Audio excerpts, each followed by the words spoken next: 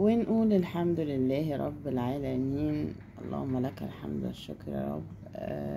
شحيبر يعني بدأ يستعيد قواه شوية، أو اطمنت عليه شوية كده لما لقيته بيرضع من مامته.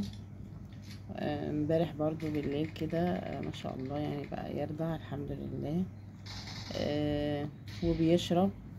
طالما بيرضع وبيشرب يبقى هو الحمد لله ده مش جفاف.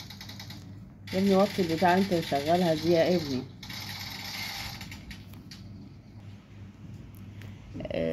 بسم الله ما شاء الله. يعني هو امبارح كان بالليل كده كان بيرضع، والنهارده برضه الحمد لله رضع من كوكي وشوية كده، وبرضه كان بيرضع من كارلا وبيشرب. يعني اطمنت عليه نوعا ما ان ده مش جفاف اللي عنده.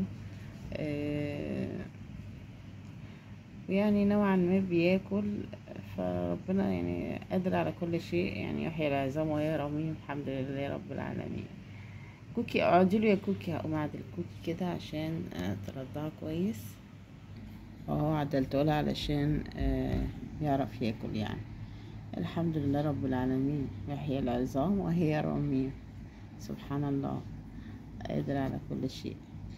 ربنا يتم شفاء على خير يا رب، ما يكونش عنده حاجة وحشة، وطالما بياكل وبيشرب انا بطمن عليه. يلا يا جماعة اسيبكم على خير. واروح برضو احضر لقمة خفيفة كده علشان تساعده شوية وتقويه. السلام عليكم.